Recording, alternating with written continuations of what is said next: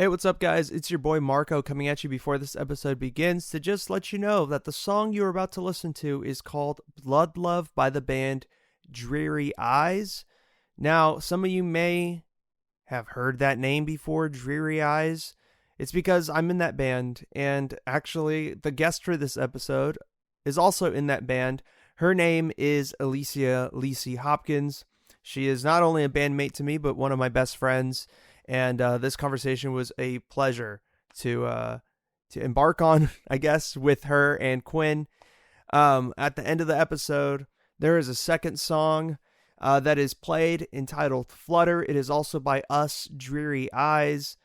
And I hope you enjoy both. If you do enjoy these songs that you're about to hear, please listen to Dreary Eyes on Spotify, Apple Music, YouTube, and wherever else you can get your music. We are also on Instagram at Dreary Eyes Band. But yeah, hope you enjoy this interview. And without any further ado, here is Blood Love.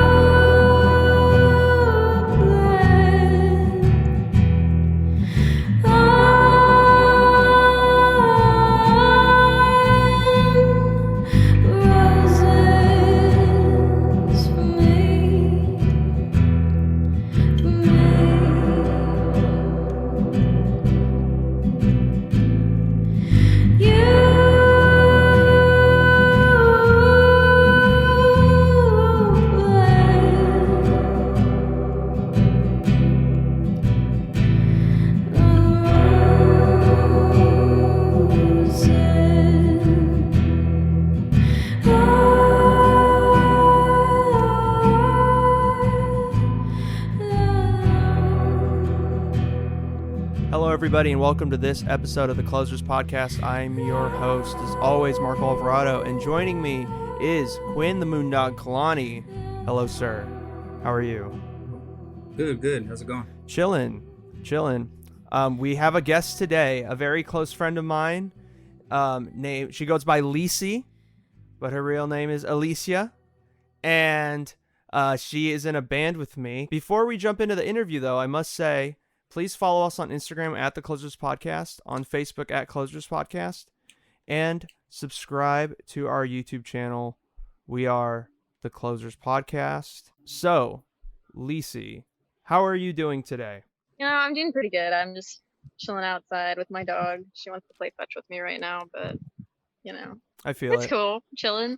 How about you? I'm pretty good, I would say. I mean, I feel like it's always cool to bring some friends together. And I mean, I've gotten to know you and Quinn separately over the course of, the past couple years. So it's always cool to bring two people that I've gotten to know Yeah. pretty well together.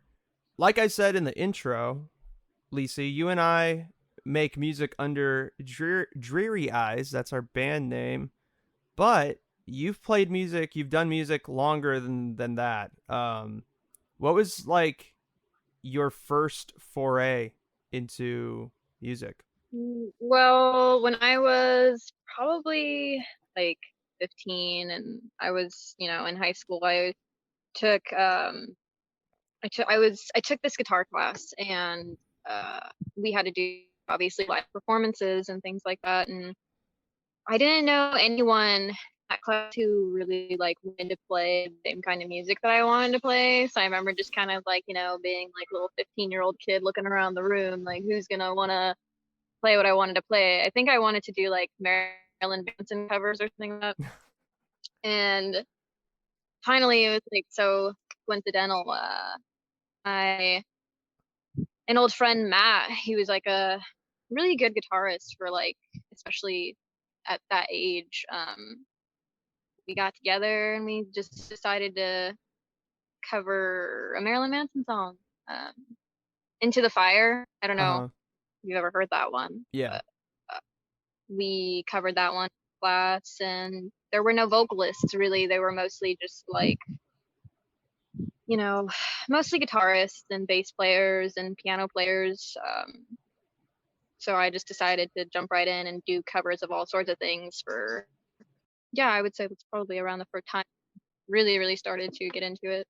Yeah, that's pretty cool. So like with that in that vein of like Marilyn Manson and like is that kind of I mean, I know the answer to this, but just for people listening, of course. So like is that the type of music Yeah. that you kind of gravitate towards still today, or like what are the artists that you kind of associate yourself with? Yeah, definitely. I still, he's definitely a mood and like definitely a vibe, I would say.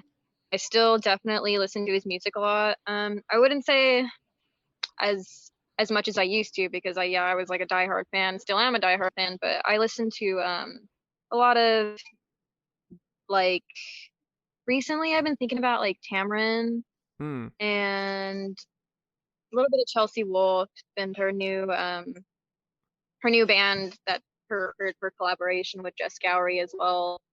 Miss Piss. Yeah. That's really good. I've been listening to that a lot at work to just kind of keep me going. Yeah, it's And more upbeat than Chelsea's normal stuff, right? It's like more punky. yeah, that's what I was thinking too. I was like, definitely has like a more of a hardcore like I don't even know. It's like a weird combination. It's sort of got like elements of doom and then punk. Like once it like speeds up a little bit, and I'm like, this is fucking sick. Like I get down with that. Yeah. You've heard of Portishead, right? Yeah. Yeah, I've been thinking about them recently too, and I'm like, really got to get back into them because that's it's so good. It's totally, also kind of like a darker kind of vibe, moody, I guess, but also like really pretty. Like, Yeah. I feel that. Yeah. I've been listening to them a little bit too. Quinn, do you have any history listening to Marilyn Manson over the course? Like, have you ever listened to him or like Nine Inch Nails or anything like that? Yeah, I remember when I remember when Marilyn Manson first came out in the late '90s, and I remember the whole Columbine Oh yeah, scandal, and I was there for all that. really? So yeah, I'm pretty familiar with Manson. You know, he's a beautiful people and all that. And Nine Inch Nails a little less so. I'm more familiar with Trent Reznor's cinematic resume. Yeah, You know, because he does a lot of scores and stuff, most notably The Social Network. right. But I'm not the most giant Nine Inch Nails fan. Yeah. But I mean, go you ahead. know about it though. I mean, that's a lot more than a lot of people like in the mainstream today. Like, of course, Manson's still considered mainstream because he's so well known, but I don't know. I feel like there's less and less publicity on him nowadays. It feels like. Well, I don't know. It definitely seems like fade out's not the right word or connotation, but he's definitely has a lesser presence. It would seem today, but it would seem as a whole that the pool of entertainment and all forms of media is so vast and so greater now. Um, I could see it being, I could see it being absolutely difficult for any artist to really establish some sort of presence or foothold. Yeah. I guess I'd ask you guys, since you guys are musicians, how do you guys attempt to carve out that presence? Like presence within like our general music scene, like our small like circle of uh is that what you mean? Sure. And then how do you grow from that? Like, is it, talk about the actual steps into getting there and then Mm. the oppositions faced with Oh, it, I that sort see. of thing? Yeah, like getting more well known. That's a good Yeah, yeah, yeah. question. Do you want to take that lead on that, Lici, or would you rather defer to me? Um, I'll let you go into it, and I'll just kind of join in. I mean, I got some stuff to say, but Yeah. I mean, I kind of want to hear what you have to say first. I feel like there's no right or wrong way to go about it.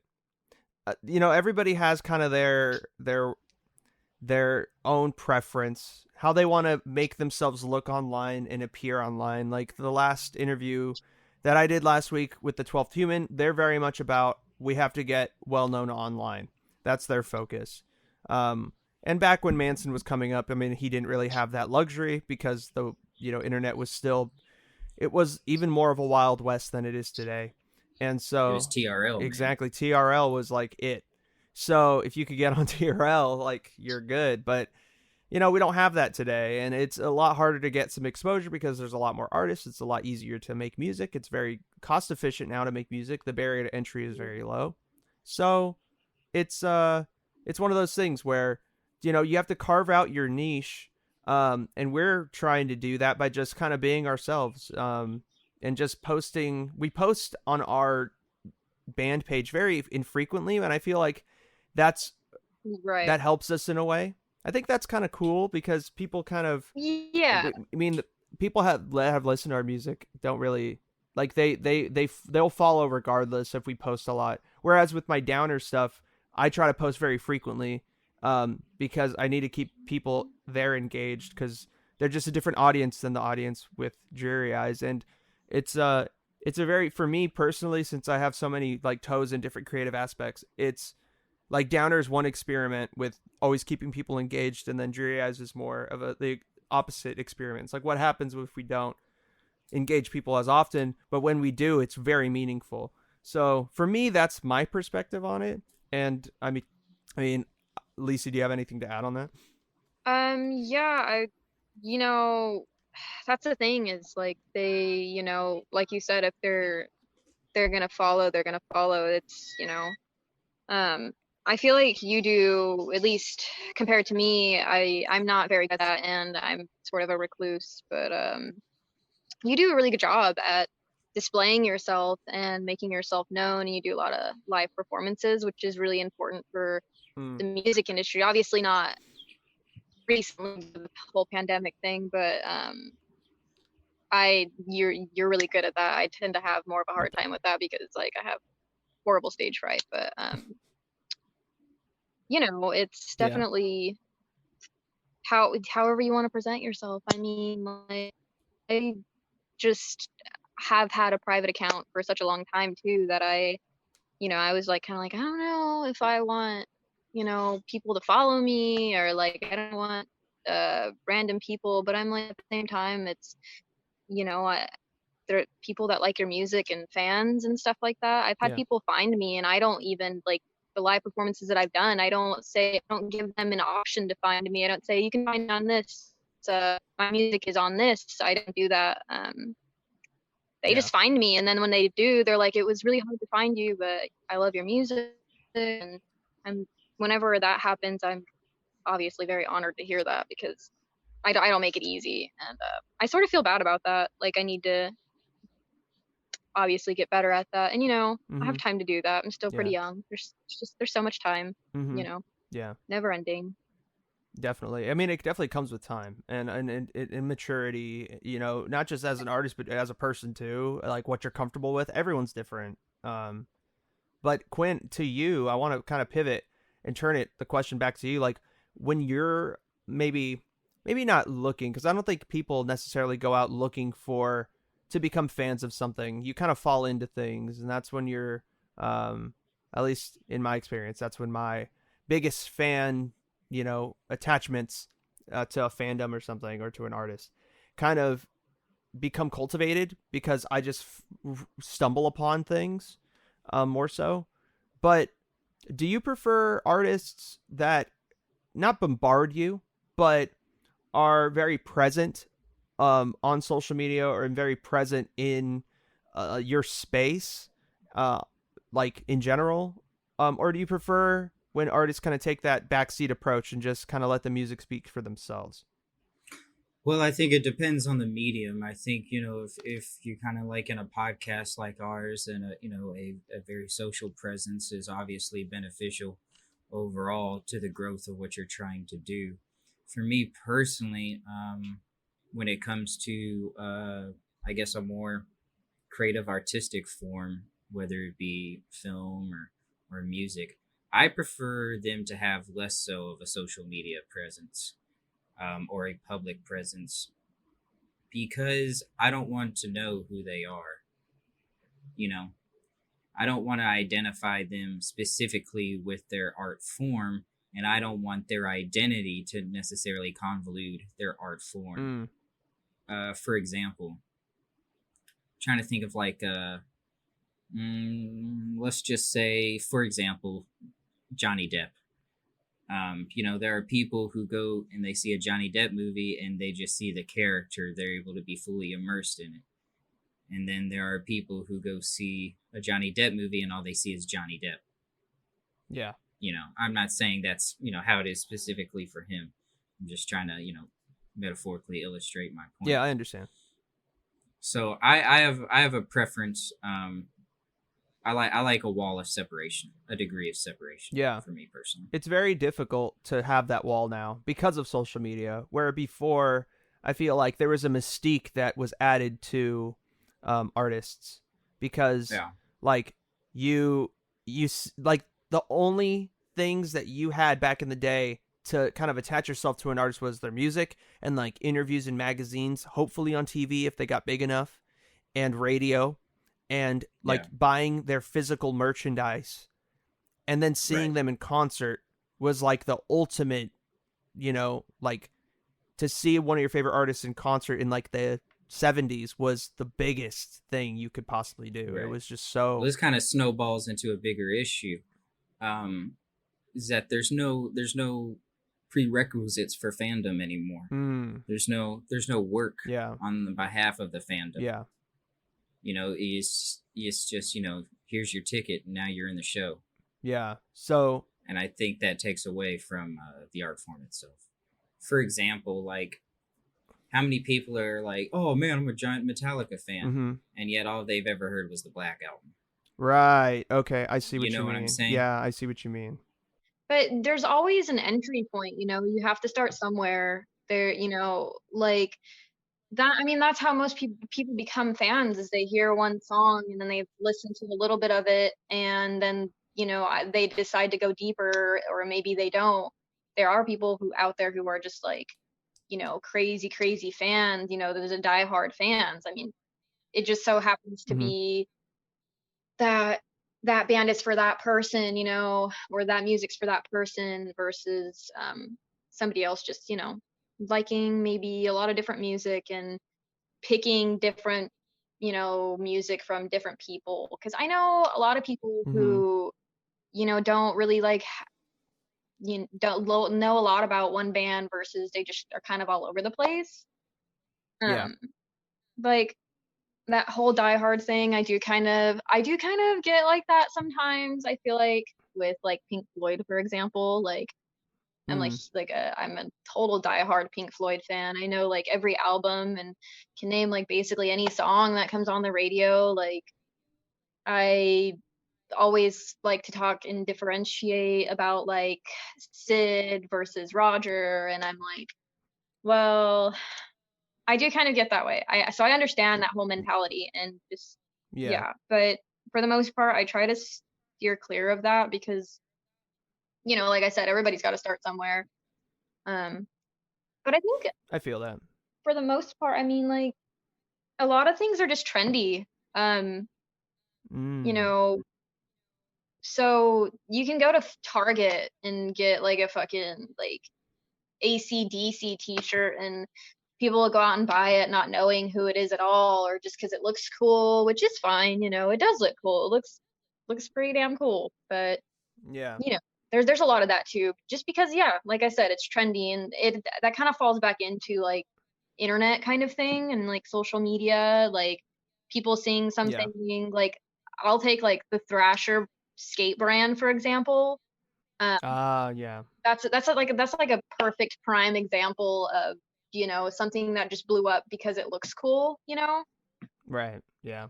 Like obviously it's a whole skate thing, but a lot of people don't know that and they're just kind of like Thrasher, this is a sick hoodie, and I'm like, yeah, it is a sick hoodie. But Yeah. um But like you don't even skate. Yeah.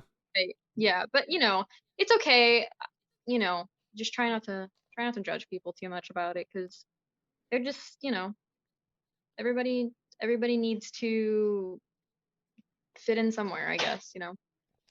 Yeah, and that's kind of my mentality on it. I used to be super super super like um I like I was super into pop punk during middle or like high school, and in that like pop punk type of space back in the day, like 2013, 2014.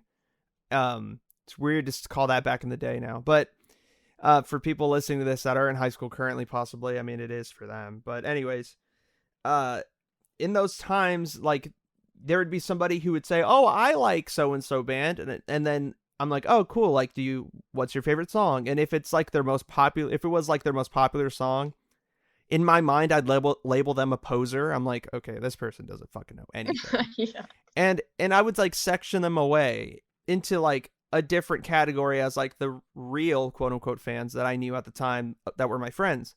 But now it's like getting older and being in a different being in into different music now, and to just branch out as an artist too. It's like, who cares if somebody only likes one song and they go to a concert to just hear that one specific song they like because they like that one song so much. Like, it's not my way of doing it. I like to get invested in artists a lot, but hey, if that's your thing about like using Spotify to just hear like the best song from every artist or so, Right. I mean, I don't do that, but that's not my place to really judge people for how they consume their art and what they like to do. It's like I don't judge people anymore for that. But at the time, I feel like that's what I was definitely doing back then in like high I school and feel stuff. like it's definitely a growing and a learning process too, where you kind of have to unlearn things like that, where you're get out of that headspace to kind of just be like, all right, let me just sit here and shut my brain down for a second or shut it all off and just kind of like retrain your brain to think the other way. Yeah. Okay, like it's because it's really, because it's also not that big of a deal. And Yeah. it's, everybody's so different. They might be into other things and not like music as much as other people. Yeah. Yeah. Exactly. I agree with that. Um I know that I, for one, have been trying to get more and more into hip hop and rap, which is something back then when I was not as mature as a music listener. I just didn't want anything to do with that space, anything to do with that genre at all. And because of thank you to Quinn and our homie Terrell, I've been getting more and more into, some of the genre's best work and such. So, I mean, I'll just let you guys kind of jump in too. what have you guys been kind of listening to like maybe challenge yourself and like get to know maybe like a genre? What genres have you been listening to that maybe haven't been your guys' forte in the past, but now you're trying to kind of push yourself to kind of get more involved in? I don't know. I guess like hip hop is one of those things too, where actually I used to listen to a lot of hip hop when I was younger. Mm. For me, it was like I listened to, I don't know, R&B, hip hop, like Alicia Keys, Tupac, and like Kendrick Lamar. It really just depends. It's like I do sometimes still go back and listen to it, but it's just not really, obviously I still really, really appreciate those artists. I mean, they're amazing, they're Yeah. legends, and it's, Right. they're unforgettable, and it's always going to be there. It's always going to be like a memory in the back of your head too. Like this song reminds me of this time, or whatever. But yeah, that, and it's definitely something that you kind of, it's hard to get back into. I don't know. I don't know how else to put it. It's because it's not, especially because, you get older and then it's just not really what you're trying to listen to anymore. But, Yeah. it's okay to dive back in sometimes, I feel like. I feel that. Yeah, so you've been revisiting maybe some older stuff that you used to get into. So Quinn, what have you been kind of challenging yourself with musically maybe? Well, I haven't had a lot of time this week. But I guess overall more regularly I've been listening to a lot more Motown. Ah. I like that. Just deeper dives on like the Detroit Spinners and Cornelius Brothers and Sister Rose. That sort of thing. That's cool. I grew up listening to that and like playing. That's how I learned how to play bass, is on Motown music. The bass lines are intense on those songs. They're crazy. Well, I mean, as you know, I'm a pretty big hip hop head. So lyricism is probably the most important element to a song that I'm looking for, and I'm finding some really like dope, introspective, meaningful lyrics in Motown. Like I said, I'm still doing it. I've been super busy this week, of course, but yeah, that's kind of what I've been listening to more and more. Trying to branch out also in like my folk kind of thing. Kind of like I guess I would call it like an acid folk.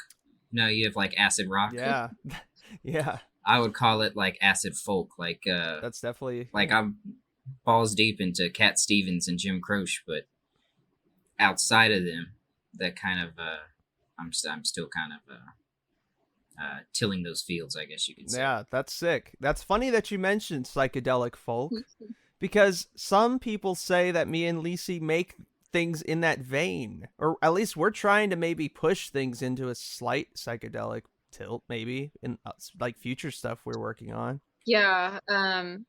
Speaking of that, I have like a bunch of like weird, ideas and instruments that we could probably use, kind of like. But we can get into that later. But yeah. So I've been kind of trying to experiment with that too, just like personally trying to figure out like the whole recording thing, and like just kind of like experiment with different sounds, or like different even like forms of like breathing, if you add like a lot of like reverb and delay onto it. It sounds pretty pretty cool, very ambient. I don't know, it just depends, like whatever. What would you say, because our genre is that we like kind of make stuff in, because I know on our Instagram we have ourselves listed maybe at, I think it's dark folk. Yeah, which fits. Yeah, I think there's not really. There's like, we have like this one song. What is it called? It's that super electronic song. It's I don't know, man. That's like, that's horrible. Yeah, that was like the first song we ever worked on together. It was called Purgatory. Was it Purgatory? It's not Purgatory. Fountain of Youth. Fountain of Youth. That one is obviously very good. That's a rough cut, but it's a cut, and it is something Like, Well, yeah. even though it is kind of rough, it's not the most deep song. It's very just it is what it is. But I mean, I think listening back to it, it is one of those songs that like you could hear the potential just in that. And Yeah, and there's a lot that I think about when it comes to like potential for that song, where it's like we could still totally redo that song and make it into something else, and I think that would oh, for sure, but definitely. I mean, the lyrics are sentimental to me, and I'm like, Mm-hmm. obviously that was like the first song that we recorded. We didn't really know what the hell we were doing. I Yeah. still am learning. I don't know what I'm doing with the whole setup right now. I'm still trying to figure it all out because I just Mm-hmm. got my setup going. But that would be totally fun. We should do that sometime. Get that. Definitely. Down the road, though, I think we need to kind of start fresh with something and, Yeah. whatever. Do you want to tell people how we started working together? like how how we met, or would you or do you want me to? Yeah, it's fine. Yeah, I don't mind. I think it's kind of funny. It's a funny little story. Okay. All right. Well, because like when people have asked before, I'm just like, we met at a show. Right. I know. I It's do the fine. same thing. I'm like, yeah, we just met at a show. But I mean, I don't think it matters anymore. Yeah. It's funny. We met on Tinder. And we matched, and I was like, obviously I was like, oh, okay, cool. But then she had her SoundCloud listed in her bio, and I was like, okay, I'll check it out. And I listened, and I was like, bruh, okay, like there's no like attraction here other than like I want to make music with this person because this is insane. Like her voice is so good. And then I was just going to a Chelsea Wolfe show, which Quinn remembers because I talked to him about it. Like the day I was working with Quinn that Saturday, and there was some dude that came into to our work that was like talking about going to a separate show, and I was like, oh, I'm going to see Chelsea Wolfe tonight. He was like, I wish I was at that one. And then randomly, like Lici texted me that day, and was like, what's up? And I was like, oh, I'm gonna see Russian Circles and Chelsea Wolfe. And you were like, what? Dude, I'm so jealous. Like, she's my favorite artist ever. And I was like, I'm just discovering her. She's awesome. So then I sent Lici like a ton of videos from the show, just like of her entire set. I sent like that hella one videos. and that one. Yeah, and she just started naming all the songs. So like to go back to our fan discussion, she's like a fan of Chelsea Wolfe, like a super fan. Yeah, no, I've been a fan of Chelsea Wolfe since I was like 12 or 13. I'm 21 now. Yeah. That's a long time. She's been around for a long time. She's local to Sacramento, which is fucking amazing. We love our hometown heroes. We do. Yes, we do. But yeah, I think it's actually really funny. I think about it how when I discovered her, especially at that age, like to her songs are so much deeper, and it's kind of like, what the fuck was I like? Who did I think about it because I was so young, and I'm like, I don't even know what she's talking about. And then I'm older, and I'm like, I get it now. The music's, you start to understand actually the lyrics and what's going on, and then it becomes different. But yeah, to have been a fan that long, and I'm still a diehard fan. She just continues to come out with great music, and really, really appreciate it. Yeah. No, she's great. Yeah. She's definitely great. But yeah, like to finish up the story, after like we talked about Chelsea Wolfe, like a week after, Lici reached out and was like, I see you make music too. Would you want to like work on something with me and my friend? And I was like, I'm down. Like, I'm super down. But then her friend ended up like dropping out of the idea of the project, and we just kind of carried through with it, and we like started hanging out, and in January of 2019 we started recording, and like we would hang out in my room. Like we would try to meet at least once a week to work on stuff, but of course life happens, and it's been difficult, but like nonetheless, like that's kind of how it started. It's really funny hearing the origins, like like thinking about it now. But I mean, we released like how many songs this year? 4 songs this year, like in the beginning of the year. Yeah. But yeah, we released my favorite song we've done in June. Is that Flutter, right? Flutter is dude. Flutter. Well, okay. Flutter's great. I fucking love Flutter, but also like, of course, Blood Love is just Dude, like, man. I was just talking about that song earlier today with have you met Carlos? He lives next door to my mom. It's Antonio's dad. No, Um I have not. anyways, so he is going to be, I'm going to pay him, I'm going to commission, some art for maybe like a personal album or an EP or something, like my first release of whatever. And I was talking to him about that, and I was like, I showed him Blood Love, and I knew I knew that one was going to be a hit.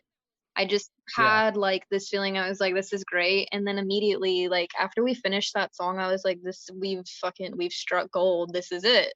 Yeah. And I was, I was right. I was like, this is the one. You were very right. You were very right.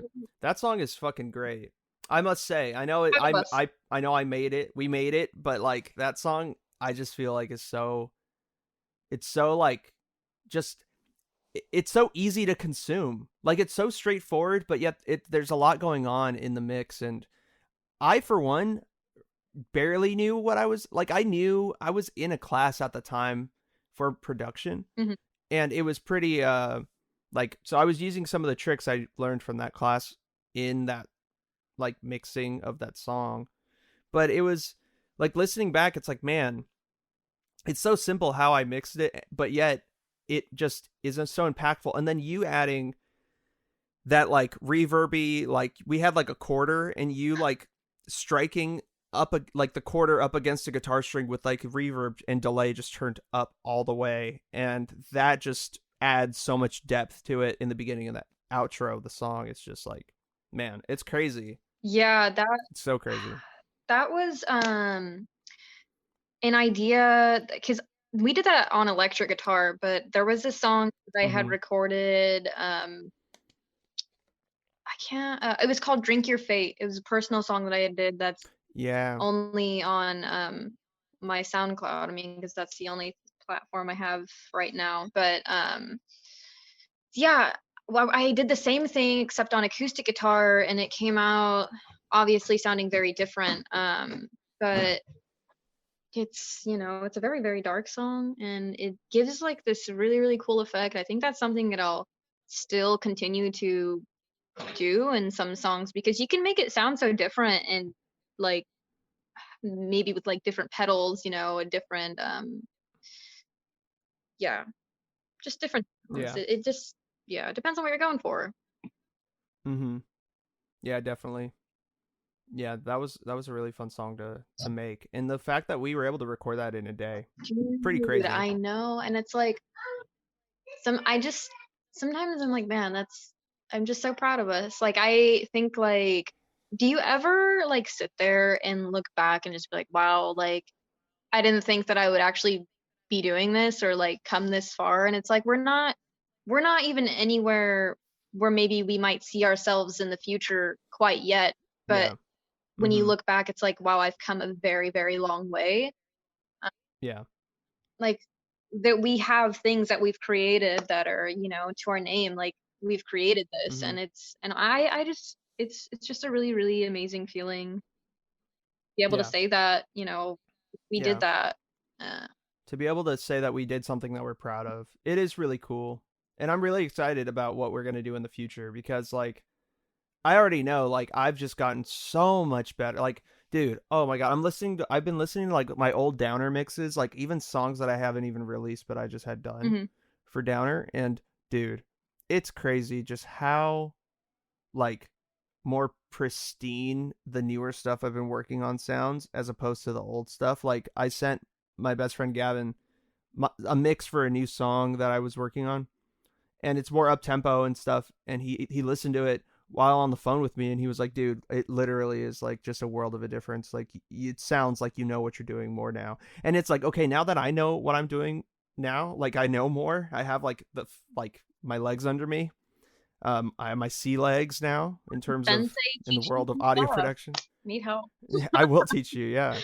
So now that I know kind of what I'm doing and like the intricacies, I'm still understanding those, but I know generally how to make a decent mix. And Like, oh, dude, I just can't wait. I cannot wait. I can't I wait know, I'm very excited at for the all. future too. There's a lot of potential floating around in the air. Yeah. Quinn, have you heard our songs? I listened to a couple of them while I was at the laundromat this morning. What'd you think? I'm curious. I definitely noticed a sort of Chelsea Wolf vibe. You go to my history, very ethereal. Ah, ethereal. We love that word. Yeah. So let's see. I listened to Flutter, Angel Kisses, Purgatory. And then I listened to another one. I'm trying to remember. The Buck Knows. What was the name of it? I remember the image. Yeah, it was someone holding a rose. Okay, yeah. Yeah, you listen. Okay, Blood good. Love. You listened to the good songs. Yeah, I listened to Blood Love. What did I say? Purgatory, Flutter, and Angel Kisses. Yeah. I don't know. I feel like for me, like I hear, like I pull, like I don't know if you know who Mazzy Star is, but Of course, I do. well, I know you do. But Quinn, But like I feel like I pull a lot more like when I'm doing music, like I like to jokingly say that it's sort of like a combination of like Mazzy Star and Chelsea Wolf, just because I'm like those are like my two favorite, like at least for like Yeah. vocal wise. There's definitely a resemblance in that, but I feel like for me though, I lean more towards like Mazzy. I'd like but honestly, I still am trying to figure out my own voice right now or what I'm gonna be doing. So Mazzy Star is a huge influence for us for sure. Yeah. Like for the project, and honestly, after like working with you, it's now an influence for Downer for sure. that's so sweet. I love that. Have you heard any Mazzy Star too, Quinn? Like they're a '90s act, so I don't know if you have or not, but I've not. Okay. I'm familiar with Chelsea Wolf, obviously. Yeah. Being the area and stuff, but no. Okay. Well, if you do check them out, you'll definitely hear some like the similarities. But I'm curious what you thought about the songs too that you heard from us, just from like the outside perspective. So my first, I'm trying to think of like the first few words that came to my mind that I associate ethereal. Yeah.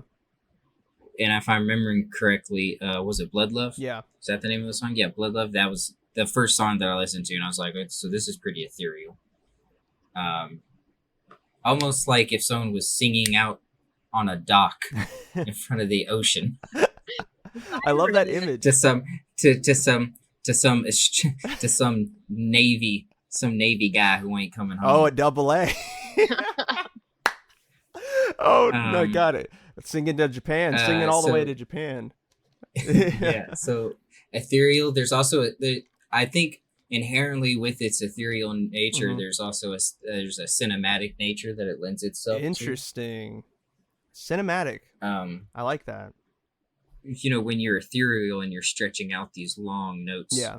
You know what I'm saying, and chords are running for a long time. There's a sense of grandeur of something larger at play. So that's why I use the term cinematic. So I would say ethereal, cinematic, are probably the two words of association I would add to it. If I remember correctly, out of the songs I listened to, I think Flutter was the most upbeat. Yeah, definitely. That stood out to me because of its, of the difference. Yeah. For example, in Blood Love and Flutter. Yeah. You know what I'm saying? So yeah, I would say ethereal and cinematic are the two words that I would associate with it. It definitely evokes images. Yeah. And that ultimately, that's at the very base of what I think anyone hopes to do who creates something, is to evoke or elicit some sort of response. Yeah. So I would, definitely succeeded in doing that. Well, thank you for the kind words, sir. I appreciate that a lot. I know I can imagine Lici does as well. Yeah. But cinematic, that's something I haven't, like cinematic specifically. I guess because like Lici wrote all the lyrics for all that stuff. And one thing I can say about like Lici's style of writing lyrics is there's very much a setting, and there's very much like objects that you can associate with and you can paint in your mind how that object looks or how a certain scene looks. Like for Flutter, like, you know, like, can you like, what is it, baby, can you hear the sea waves like roar as they wash ashore? Like just hearing that illustration just paint out, and then the music behind it just like kind of enforces that vibe. It's crazy. So like, I definitely, now thinking about it, cinematic very much makes sense to me. Yeah. Because it's a pretty apt word. There's a line from a movie, one of my favorite movies, called The 13th Warrior, based off a book called Eaters of the Dead by Michael Crichton. And it focuses around this man from Arabia who is brought into a Viking troop. And this guy's, you know, he's looking at these runes, and he's teaching this Viking lord how to write, basically. Oh. And, you know, the Viking says to him, "You know how to draw sounds." And that's I guess that's it feels apt to me. That is apt. Wow. I have that book. I have that book. It was given to me by my older brother like decades ago, and I've never read it, but I have it in my closet. I have to read it. You should read it. It's a legendary book. Wow. That's very cool. I think for like, it's one of my favorites. the lyrics thing, it's more of like take just dreams. A lot of I like to write about like dreams that I have. So like they're not necessarily like, I mean, obviously they're personal, but like they are mostly just based on dreams that I've had, because I'm a very like heavy dreamer, and that's something that I always, I don't know, I feel like maybe I've trained my brain to be that way, like subconsciously, unintentionally, because like I just always remember them, and sometimes they just really, you know, really just sink in, and then I'm like, okay, well, I'll write about it, I'll make something out of it, and then I do, and I think that's why they sort of have that vibe to them, maybe because they already in my brain have already lived a different life. If that makes sense? Yeah, no, I think it does. I mean, dreams are inherently themselves cinematic. They're, you know, void of time and space. Right. So I kind of get that vibe, especially with Blood Love. You know, it's it doesn't feel like a song that's in a time and a place. It feels like a revolution, not in like a political sense, but in more of a geometric sense. Right. That's interesting. Yeah, that's a very interesting way to put that.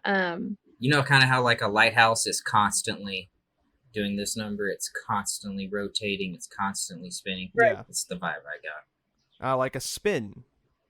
And then, like, you're kind of going like a lap. But it elongates. You know, you have a branch of light that's reaching out.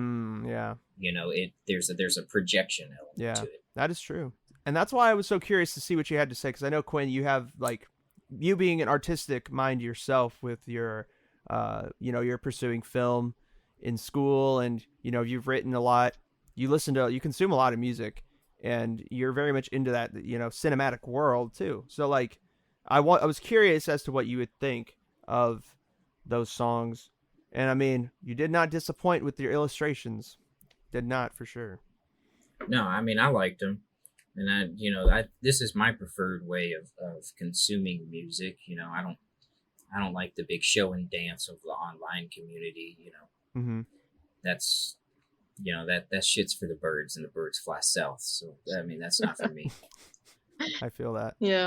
Yeah, it's really cool. And I honestly, like, I just want to I want to share a quick story about like Flutter specifically, because that song, it just like evokes an emotion for me. Well, Blood Love does too, but it's just like hearing that song, and at the very end when like the other vocals come in, and it just kind of puts everything in a box, and it really just like, to kind of borrow Quinn's, you know, illustration of like a like somebody singing to the ocean.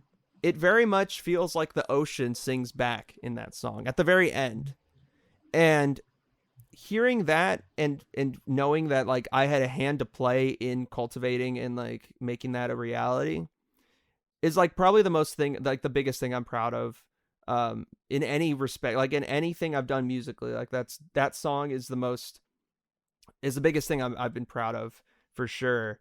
And it's just funny how we wrote that song, like we made it like a possibility, just because like I know Lici came over one day and we were just like trying to find something to make, because we just finished another song, I believe. I think we just finished Angel Kisses, and we were like out of ideas almost. And Lici was just like, well, I have this. And she played like the first, like she just played a really rough version of it. And I was like, that's it. And then like it just all fell into place so naturally. It was just crazy. It just kind of wrote itself. And it was just like, honestly, it just it's inspiring looking back on that process for that song, because we weren't even really knowing what we're going to do that day. And then it just happened and it was just so natural. Well, I'll say that, some of the music that I've been listening to really recently, some of it, feels superficial on the surface. Mm-hmm. And, I say superficial on the surface because obviously I don't want to besmirch anyone who's like creating, anything. Yeah. But I will say, when I listened to your guys' YouTube channel today, that it did not feel superficial, and it felt creatively exploratory, which is what I'm attracted to. Yeah. And so, yeah, no, I thought it was good work overall. And I'm interested in seeing the progression from here, Yeah. Some more of the same, Mm-hmm. some more of the same, but also, progression of the evolution, I guess, is what I'm trying to say. No, I get you. I'm excited too. I'm actually seeing Lici in about like 30 minutes. So we're definitely going to talk about what we're going to do next, and like what our next step is, like musically. Because the thing is, I know, Lici, you and I've had many conversations in the past about like how long are we planning on like pursuing this project, and like what kind of we're trying to do with it. And we both have come to the same conclusion. It's just like, dude, honestly, whenever, like, yeah, we're going to continue to keep pushing forward, but at the end of the day, like, even if nothing really comes out of it, we really enjoy making music together, and like it's just fun. And like we're hoping for the best, but even if nobody really listens to the songs, like as long as we're proud of what we make together, that's the main goal. Well, nothing that nothing that is done creatively should be for anyone else but yourself. Yeah. Ultimately, even in like school of thought that I'm in, where your whole creative process is built around, a buck, Mm-hmm. a finance. Yeah. For your creative soul, the moment you start doing that is when someone sells out. Yeah, when you try to figuratively and literally, when you taper your own creative process, in a means to entertain someone else, yeah, or to please someone else, or to elicit anything outside of the creator's intention. Yeah. No, I totally get that. And the thing is too, it's like for me specifically, like I know that with Dreary Eyes and with Downer too, like, well, specifically I'll speak on Downer, I guess. I've been trying to like input a lot of influences with Downer specifically, because with Downer, like that's definitely more of a, like whatever I feel like doing in the moment, and whatever, like I have a general direction of where I want to go, but I'm open to, like, if somebody's like, hey dude, like I have a really sick like little trap type beat that, maybe we could collaborate on, would you be open? Like my answer to that is yes. Like I'm down to take influences from the popular culture and kind of ingrain that into what I'm doing with Downer. And I feel like that's a very important distinction in terms of selling out, because it's like you can still be influenced by the mainstream and not sell out. It's more so when you inherently are trying to cater to that is where the selling out maybe aspect comes into play. Would you agree with that, Quinn? Yeah, Yeah, I would agree with that. And I think this harkens back to our original discussion on how to market yourself. Yeah. You know, Yeah. it's interesting. How do you balance that line, especially in an online world, in an online society? Mm-hmm. How do you balance that line between selling out and just marketing yourself? Yeah. Yeah. It's a So very fine line. But I'm not taking a position on it. I'm just, saying that it's an yeah, definitely. interesting road. Yeah. I don't know. Marketing yourself is very like, to me, it does seem very foreign. Like, I don't really, not to say that I don't get it, that I don't grasp it, but that is just not something that comes naturally to me. And I kind of don't really, honestly, I just don't. I don't really market myself. I don't really put myself out there. I don't say, hey, I'm doing that. Every once in a while I will, if I'm feeling a little spunky or whatever. But in Mm-hmm. terms of spelling out, I definitely I don't like the idea. I don't like the idea of selling out and being like this huge mainstream Yeah. thing. I mean, because yeah, at that point it's just kind of like you're not you're just missing the point. You're not grasping the whole idea of really just being an artist and a music lover, and in general it's just a whole different Yeah. ballpark. It's I Mm-hmm. mean, I just don't think that I'll ever do that. At least I don't want to. I don't have any intentions on it. I think it's funny though that like in terms of like social media, like marketing yourself on social media and like doing things like that, like you and Quinn are very much in that same vein of like I hate when I do ads yeah. for the podcast. I feel I hate like it. I feel like a whore. Quite honestly, I I think legitimately hate it. I I've had your mom comment on some of my ads, and they're like, "Smile." it's hella funny. He's like, I feel like a horror. I'm like, dude, yeah. It's such a weird feeling to be like. It just feels so vain. yeah. It feels like It's yeah. it feels very conceited, but at the same time, I mean, like, how else do you expect? Like, you have to market at some point. I mean, you have to put yourself out there Right. if to gain some sort of following. Like, Mm-hmm.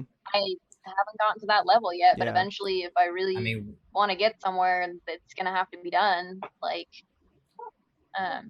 which is Mm-hmm. fine. Yeah. You just have to get used to it, right. and Word of still stay true to yourself versus just doing it for the people, and trying Yeah. to be something that you're not.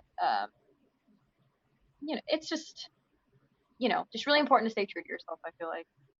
I was gonna say word of mouth nowadays is usually contained to about 140 characters. Yeah. So it's like we were saying, it's a fine Right. line. Yeah, it is a fine line. I think it's interesting hearing your guys' like perception of marketing and stuff because I was there. I've been there too. I mean, I'm a marketing major, but I didn't start out as one. Like in mind process, like how I perceive social media and stuff. And for me, it's really about like marketing itself. Isn't like to me my how I see it. Marketing itself isn't like the thing that's bad. Right. It's how you do it. And there's a lot of ways that you can market yourself and show yourself as a genuine person, not just trying to be like just trying to bombard people all the time and like the image you portray. And I think there's a lot of ways that you can kind of show yourself online and in other spaces as an honest person who's really just trying to get their art out there as opposed to I'm trying to make it big and like you guys have to help me and like everything's centered on me. It's really just about like for me, at least what I try to do, especially with Downer, because like with Dreary Eyes, it's like the opposite end of the spectrum we're trying to do. Yeah, It's like very much Right. like, hey guys, you do a really great job. thank you. It's very much like I wanna show people like an insight on like what I'm doing and like just if you're interested, cool. If you're not, it's no worries, like no hate at all. Like I've had people who are still friends with me that don't follow me on like my personal Instagram or Downer because they're just not into seeing like every facet, and that's fine. And like I respect that, and I think there's people that use marketing and they're different. They have a different mentality. Like we want you to listen to us and that's our end goal. And for me, it's not that. It's just, I want you to just kind of be involved. And if you like the music, cool. If you're not, that's fine. You got like an open gate policy for your community. Mm-hmm. That's what I try to do, and even with the That's podcast. the way that it should be. Mm-hmm. It should totally be, and that's what, I feel like in the end will get you a true following, is because you, like I said, you do a great job at marketing yourself because you are being yourself, you're being genuine.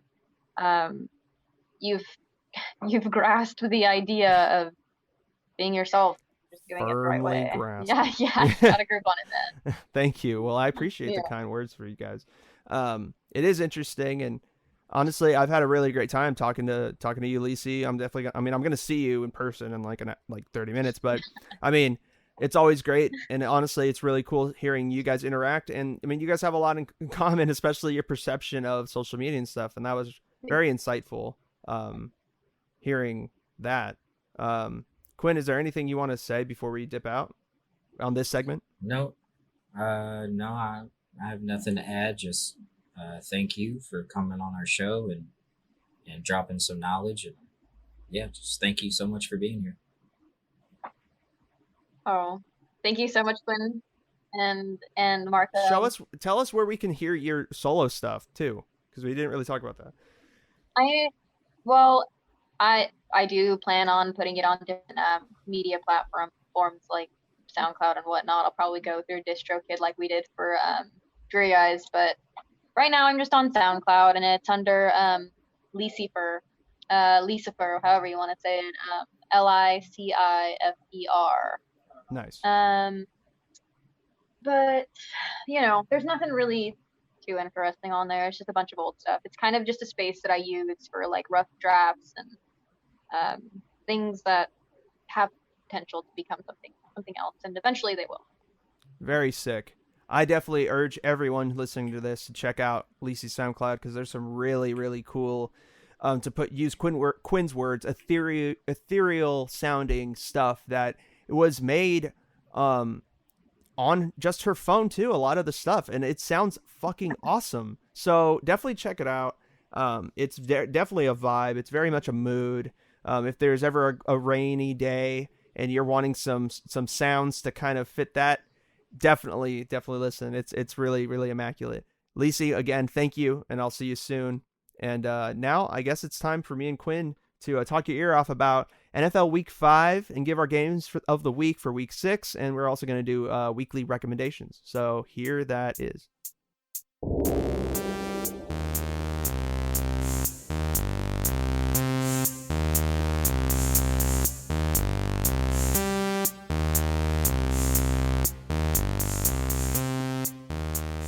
All right, everybody. Hope you enjoyed that conversation with one of my really close friends, Lici, on our music and the things to come.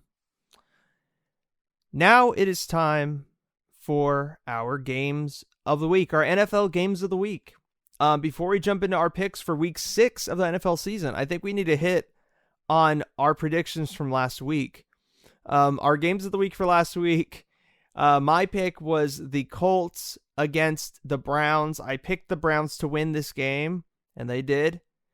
However, Quinn, you and I predicted a different outcome from your game of the week, which was Ravens-Bengals. Bungles, more like it. Bungles. They played like it. What did we predict, Quinn? We predicted like a tight game and a Cincinnati upset, if I remember correctly. Yeah, you predicted a Cincinnati upset. I predicted the Ravens to win narrowly, but I predicted that Joe Burrow would be this would still be a statement game. That Joe Burrow would show everybody that he belonged in the league. Now, I still think that people believe he belongs in the league, but I don't think that this was the game that he showed necessarily that he could hang with the big boys quite yet. Agreed. They got trounced by the Ravens. Mollywopped. It's apparent that they still have a long way to go with that team. They have some good pieces. I think you and I both would agree on that, but that game was pretty tough to watch, and the Ravens, beat them pretty handily, 27-3. And if you're a fantasy player, the Baltimore Ravens defense scored over 25 points. So that's really all that you need to know about that game, quite honestly. Marlon Humphrey, man. Marlon Humphrey's not talked about enough when discussing top cornerbacks, defensive backs in the league. Marlon Humphrey out of Alabama, Roll Tide, is a stud. Had the forced fumble early on in the game that got them that quick defensive touchdown. Yeah, it's true. Marlon Humphrey is a beast for sure.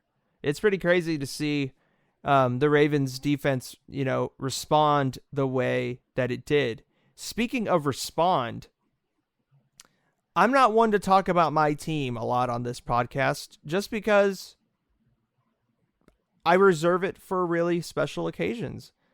This is a very special occasion for me.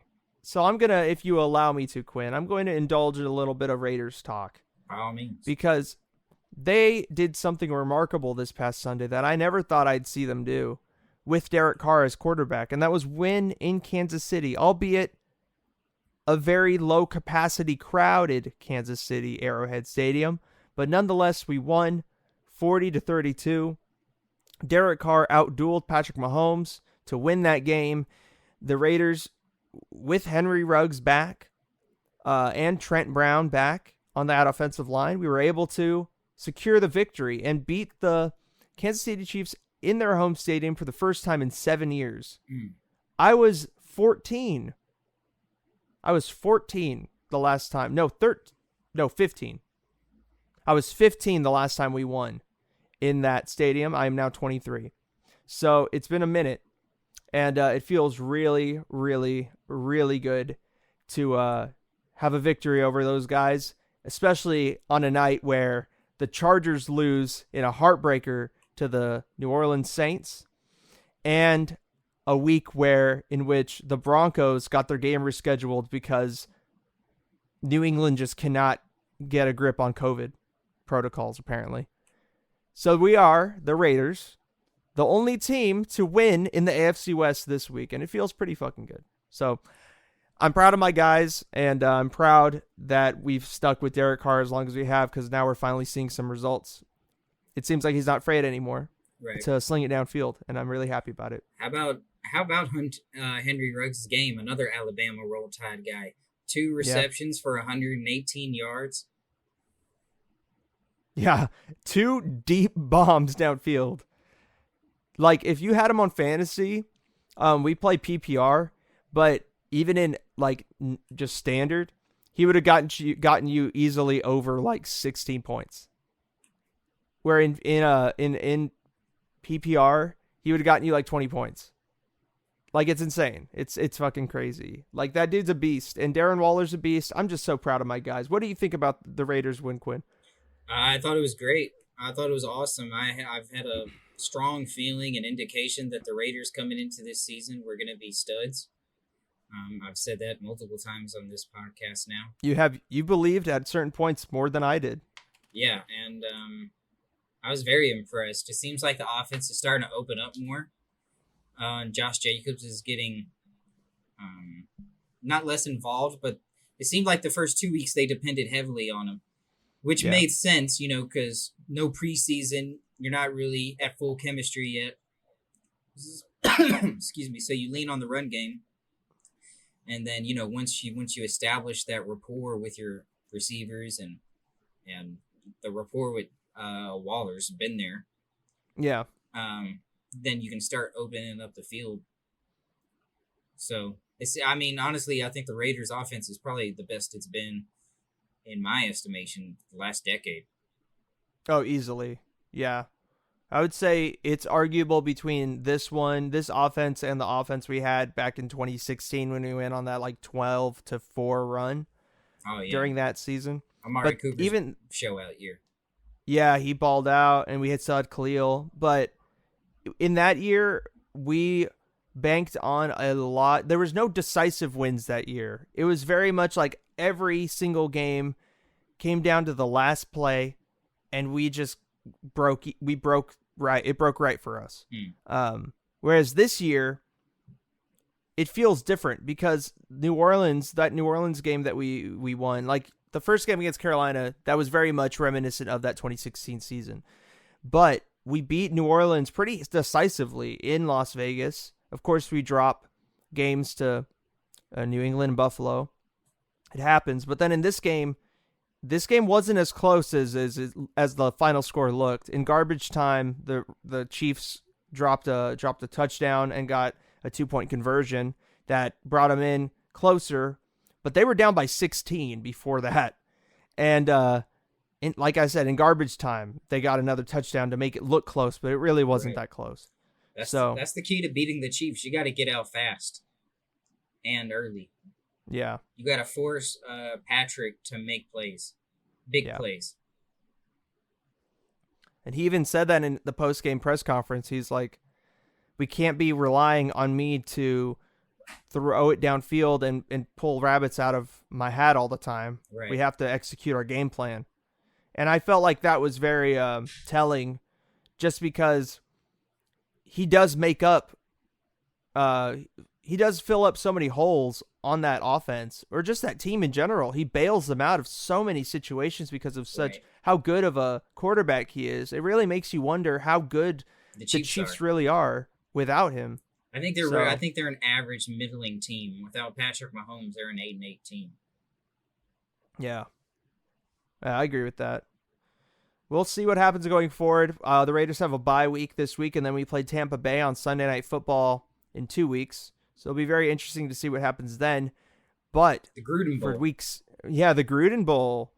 Bruce Arians versus John Gruden, Tom Brady versus Derek Carr. It'll be very cool to see. But for this week, we have a couple games that we want to highlight that are our games of the week. Quinn, I believe I talked about my game of the week first last week. So I will allow you to talk first if you would like to. All right, sure. My game of the week is the Chicago Bears versus the Carolina Panthers. It's a sneaky game, real sneaky game. The Bears right now are second in the NFC North, but it's a close second. They're 4-1. They're having a really sneaky good year. Obviously, there was a quarterback change from Trubisky to Foles. That seems to be more fruitful. Right now, Nick Foles is around a 63% completion percentage rate, which is 4 points higher than what Trubisky was. And in the 3 starts that each of them had, Nick Foles has surpassed Trubisky by 100 yards passing. Yeah. The Bears receiving core,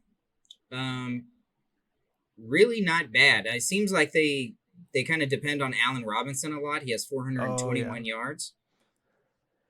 But he's a beast. It looks like more and more they're spreading the ball out. Anthony Miller's getting more involved, so is Jimmy Graham. David Montgomery's getting more involved in the passing game.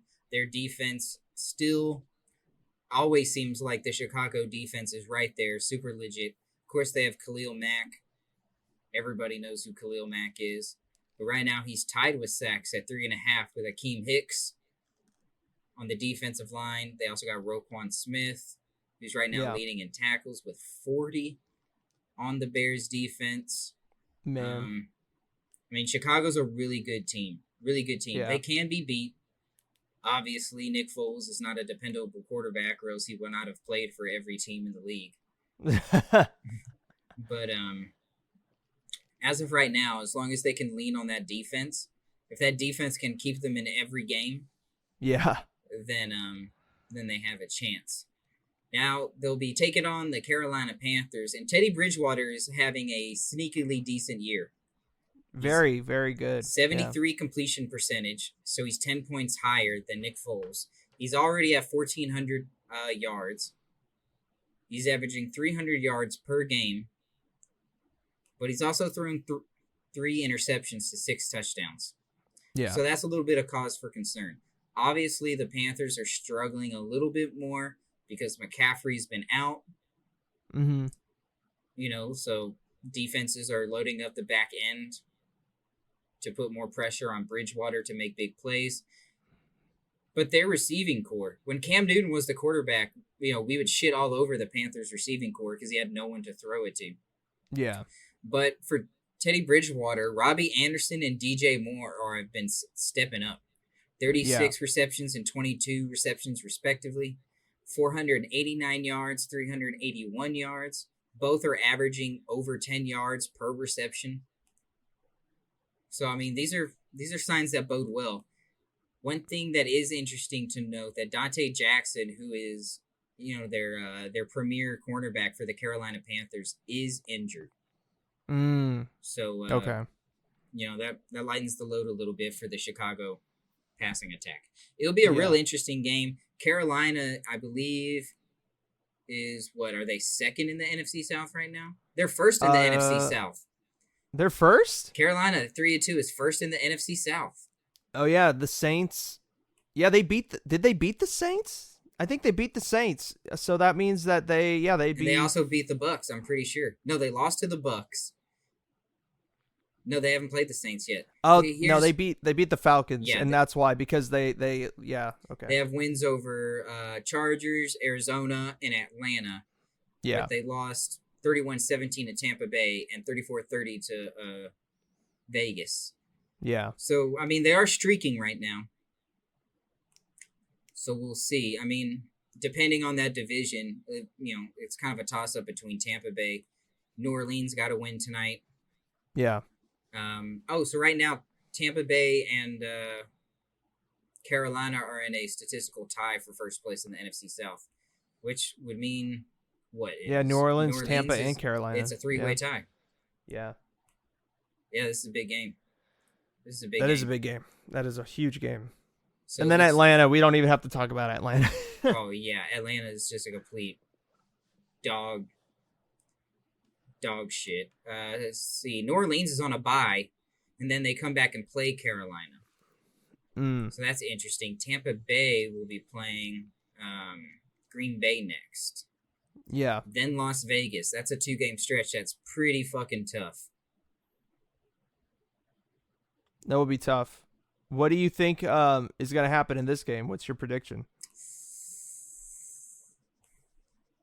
Yeah, I think it's going to be a defensive game, somewhat of a low-scoring game. I'm going to go Carolina 17, Chicago 14. Wow. I like that. I think Teddy Bridgewater, I think this year he's going to establish himself as the franchise guy in Carolina. Interesting. I like that pick. Next year, once Christian McCaffrey comes back, that's when Carolina will be a better team. Like a true legit contender for that number 1 spot. Wait, yeah, McCaffrey's out for the year, right? I believe so. Okay. Let me double check on that. I think he's just out for a couple more weeks. But I'm going to actually pick Carolina in this game as well. I do like how Robbie Anderson is playing, and of course Teddy's playing. I think that this offense for Carolina is just more dynamic when it comes to moving the ball downfield. When Christian McCaffrey was healthy and was playing for them, I feel like they were very easy to predict, and it was just like everyone knew exactly what was going to happen next, because he's their best player. So they were going to give him the ball almost every fucking play. But when you're playing a football game, you got to mix it up. And Teddy Bridgewater's a capable quarterback, and they're finally letting him throw it downfield, right, get you the yardage you need, and he can run too. It's not like he's immobile. He's a fast guy. He's athletic, so he can make some plays in the pocket. Oh, he can. And outside the pocket.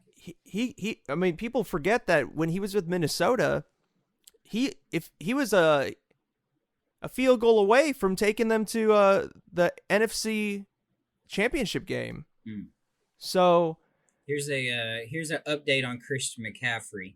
He is eligible to return from IR as of Monday, but apparently, according to Panthers coach Matt Rule, and this is via the Charlotte Observer, that McCaffrey will undergo a series of tests today. So as of today, he went through a series of tests to evaluate his high ankle sprain. So I wouldn't bank that he'd be here. He'd play this weekend. Yeah. But next weekend or the following, I'd say Interesting. book them, Danny. Yeah, I'm going to go Carolina in this game. I'm going to go Carolina.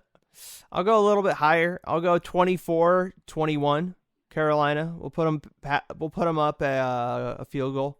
I think they improved to 4-2, and the Bears dropped to 4-2. Yeah. But I mean, I like the trajectory of both of these teams. Honestly, the Bears have surprised me. I thought they were going to be trash coming into this season, but they're on the up and up. They've shown that they actually have a good roster. It's just that Trubisky's kind of a goof. They just need a franchise quarterback in Chicago.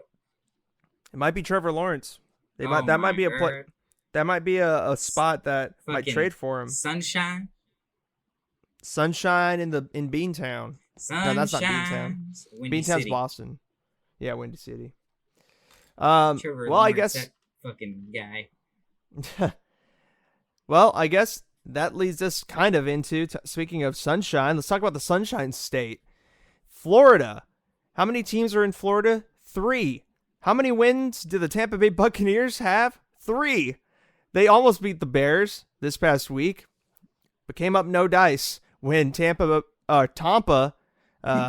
Brady forgot what down it was. Pulled old J.R. Smith. He pulled the J.R. Smith and he forgot. But he's looking to redeem himself against another old man, Aaron Rodgers. Bad man. But he's a bad man too. That is true. He is a bad man. And that is my game of the week for this week. The Tampa Bay Buccaneers are heading up to Green Bay to take on the Packers. Now, this is a very, very, very interesting game. The Packers are coming back from bye. And before their bye, I mean, they've won 4 straight. They're 4-0, but they, totally trounced the Falcons, the now coachless Falcons. I mean, there's not much to say there. They picked them apart 30-16. They were able to squeak out a win against the Saints. Saying squeak out is putting it very generously for the Saints.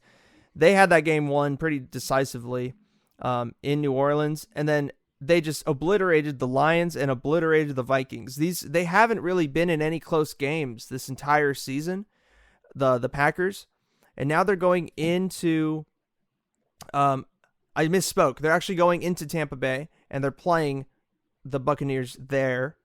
But of course, with fans in limited capacity, home field advantage isn't the same this year. But Aaron Rodgers is balling out. He's let's see, right there in the MVP conversation. Yeah, he is. As you know, Quinn, you have him on your fantasy team, but he has actually less passing yards than Teddy Bridgewater.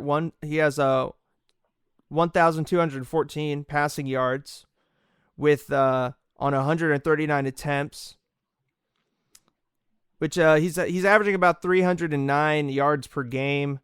His quarterback rating averaging about 93.2. So, I mean, he's having a pretty good year for sure. There are some people ahead of him, in my opinion, in the MVP race, but he definitely, can raise his numbers and definitely can lead this team to a really sustained postseason berth. So it'll be very interesting to see what happens down the line. But for this specific game, I think Aaron Jones is the X factor for the Packers. I mean, last week, the Tampa Bay Buccaneers were susceptible to the run when it came to David Montgomery of the Bears running on them.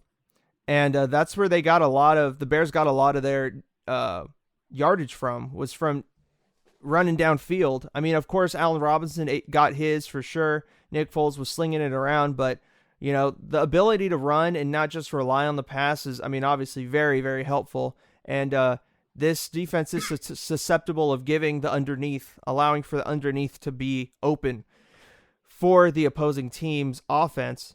And when you got a guy like Aaron Jones and a guy like Aaron Rodgers on the opposing team's offense, it's going to be a rough day for you. But flipping it over, like I've been saying, Tampa Bay, they lost in a nail-biter to the Bears, and Tom Brady, of course, has something to prove going into this game. He's beaten Aaron Rodgers in, I believe, every game they've played. Of course, correct me if I'm wrong on that, but I think that he's never lost to Aaron Rodgers. And he's going to be looking to continue that streak in this game. But of course, he's on a different team. And the X factor for this team, in my opinion, for the Tampa Bay Buccaneers, is very much on their defense. I think the game is going to be won or lost on that side of the ball. It's going to be the Tampa defense versus the Green Bay offense, and whoever can get better of the other side in that specific matchup is going to win this game. Tom Brady, I mean, he's has more yards this season than Aaron Rodgers, 1,375 to Aaron Rodgers, 1,214. So he has about 150 more yards than Aaron.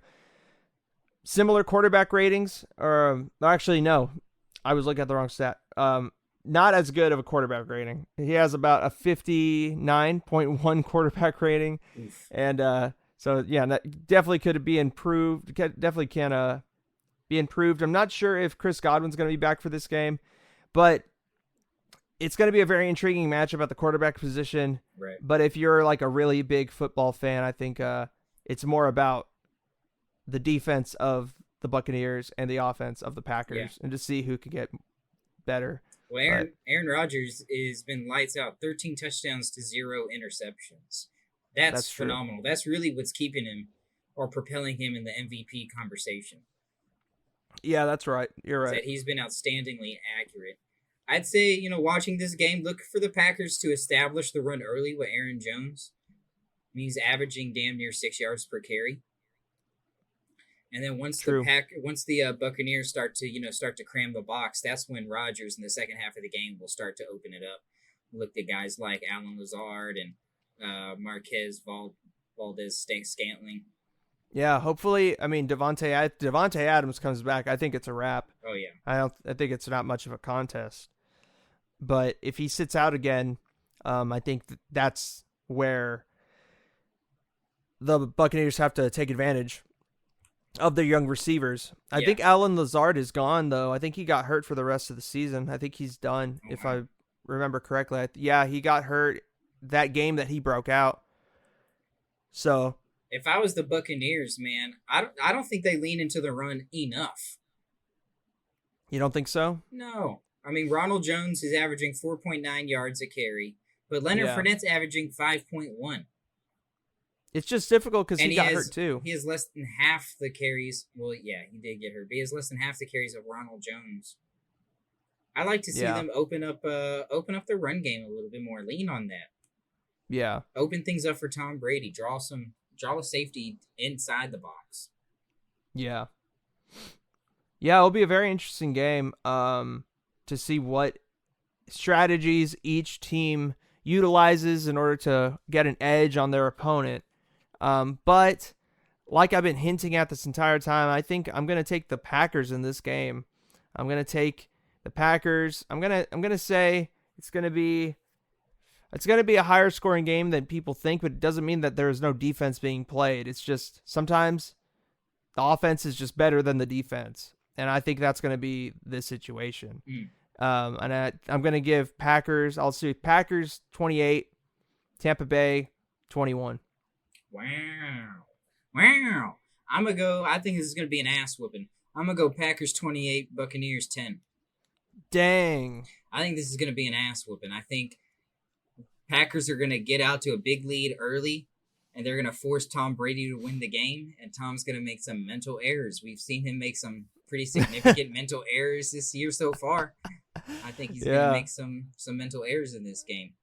Man, that'd be crazy if that happens. But it's interesting as a Raiders fan. I mean, Tampa plays Vegas after this game, like the following week. Right. If you were a Raiders fan, Quinn, would you rather want Tampa Bay to win this game and be riding high going into Vegas, or would you want them to lose so their morale's kind of low? I want them to lose. I want their morale to be low, and then I want Josh Jacobs to break them, to break their morale completely. Have like a 120-yard game. Yeah, I'm no fan of the Buccaneers. Well, of course not. I'm not either. I'm just wondering, like, because sometimes you want the team that you're going to play next to win. especially a team like this that is False very streaky. confidence. Yeah, they get some false confidence. They overlook you, and then Vegas pounces. I mean, that's what Vegas took care of. That's how they took care of business on the Chiefs. I feel like they kind of overlooked the Raiders a little bit. They thought they were just going to be able to waltz into a victory. And Yeah, I Raiders think were the like that. Chiefs have a wild sense of bravado this year. Like there's this false air of invincibility around Kansas City, and it's really all centered around Patrick Mahomes. Interesting. Yeah, I mean, I don't disagree with that. But it'll be interesting seeing what goes forward. But we're both picking the Packers, and it'll be very entertaining to watch this game for sure, just to see what late game heroics come to fruition or not. It'll be very fun. But yeah, I guess that's all we got for our NFL games of the week. So once again, Quinn picked the Bears against the Carolina Panthers. Me and Quinn both picked the Panthers to win that game. And then I picked Tampa Bay hosting the Green Bay Packers, and I picked the Packers to win. Quinn also went the same way.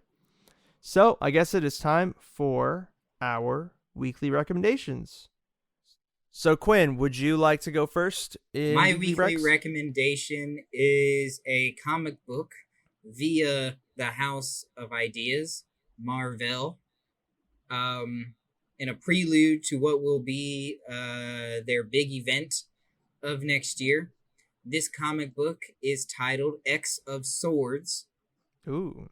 And it is an X-Men comic written by Jonathan Hickman and Tini Howard.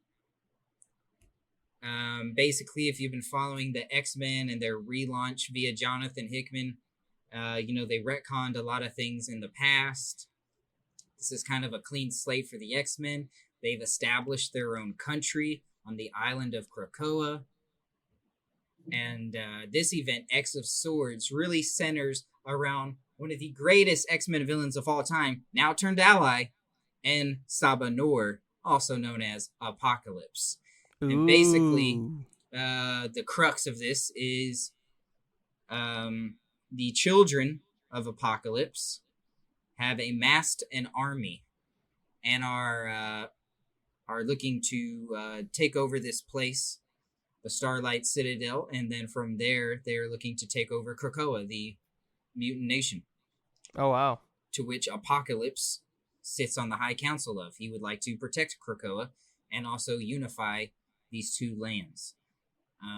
So Apocalypse and 9 other champions will fight in a Game of Thrones trial by combat-esque duel against the children of Apocalypse, and these children are thousands and thousands of years old. These aren't like the Archangel horsemen of the Apocalypse. These are the legitimate children of Apocalypse. Wow. So it's super cool. There's magic involved. Obviously, there's mutants involved, and it looks to be pretty swordy. I read the first issue today to catch up on it, and it does have a very Game of Thrones-esque feel. Interesting. A real high fantasy sort of feel. And I can't recommend it enough. Fans of Jonathan Hickman know how closely his material has been adapted into the MCU. So I would recommend pay attention to Jonathan Hickman's X-Men run, because it could very well be how the X-Men are introduced into the MCU. Where can people find these comics? Like, where can you read them? You could go to the marvel.com and go to Marvel, their store, and you could read the digital comic there. My preferred site is a Amazon app known as Comixology. That's Comixology. They receive all the fresh comics on their release day, and at a fairly reasonable price. Typically, $4.99 to $6.99, depending on if it's newer, and then if it's older, $1.99, $2.99. They have a plethora of sales going on that would allow you to check out Sensational She-Hulk in the 1980s, or Doom War. Yeah. They also have free comic books that people can download. Oh, sweet. I can't recommend it enough. I'm there, once every 3 days. So, yeah, my recommendation this week is X of Swords, the big X-Men event going into 2021 here at the end of 2020, or coming in at the end of 2020, by Jonathan Hickman. Tini Howard are the writers.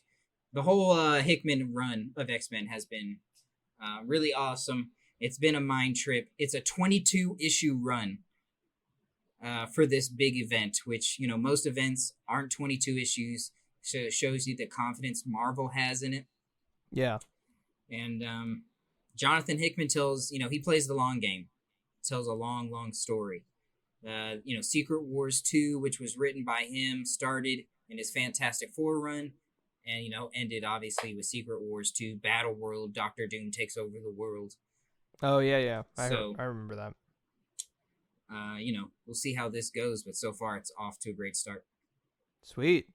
I'll definitely check it out. I have to get back into comics and stuff. I'm going to have some downtime coming up here, so I'm definitely going to be on Comixology, checking out some of your recs from the past weeks, because I know you recommended some other stuff. My weekly recommendation is something that's already been recommended this episode.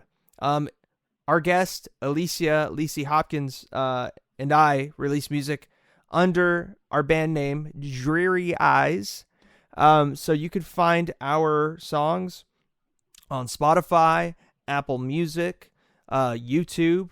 If you use Napster for some reason, it's on Napster. If you use... Is it on Livewire? It's I don't know about LimeWire. I don't know if that even exists anymore, but if it does, it's probably on there too. It's on really any place you can get or stream your music. It's on Bandcamp as well. I made a Bandcamp page for it a couple months ago, so it's on Bandcamp if you want to support there. Also, Lici puts out solo stuff like she talked about. She has a SoundCloud where she features a lot of her solo material that's very ethereal in nature, like Quinn beautifully and eloquently described earlier in the episode. And her SoundCloud is Lici. That's her little username on SoundCloud that you can listen to her rough cuts on. How apt. Yeah, I know, right? Ethereal, not in an angelic sense, but in the wailing echoes of a tortured soul in the halls of hell. Yeah, that's what we try to channel, pretty much.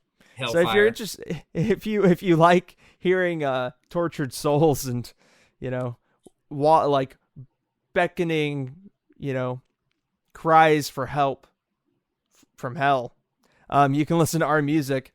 I would suggest, thank you. And I would suggest to listen to our 2 songs on Dreary Eyes' Dreary Eyes' discography, Blood, Love, and Flutter. In my opinion, those are our 2 not only most accessible songs in just kind of their structure, but they're the 2 songs I'm most proud of us creating. So once again, we are Dreary Eyes, and you can check us out at those places I listed before, and definitely check out Lici's solo stuff too, because she's awesome and her voice is fucking crazy, amazing. And but yeah, Quinn, thank you. This has been a good episode. That's all we got for this specific episode. We'll be back next week with another guest. Stay tuned to see who that is. To stay up to date on all things we do, you can follow us on Instagram at The Closers Podcast, on Facebook at Closers Podcast, and subscribe to our YouTube channel. We are The Closers Podcast. Share these videos or episodes with your favorite people so we can start building a community of favorite people. Because just imagine if everyone's favorite people were in one specific community, just the amount of positivity that community would have. It'd be fucking great. And we're trying to build something like that. So help us out. Share this with your best friends. But yeah, like I said, next week we're going to have a new guest. And Quinn will be at you on Monday with Hang 10. I'm going to close out your week this upcoming Friday, as always, with with closing out the week. So, we'll see what we're going to talk about. The week is still young. It's only Wednesday. We got another day. See what's going to happen. But yeah, anyways, without any further ado, on behalf of Quinn Kalani of the Closers Podcast, I'm Mark Alvarado. Have a great rest of your week. Talk to you Friday.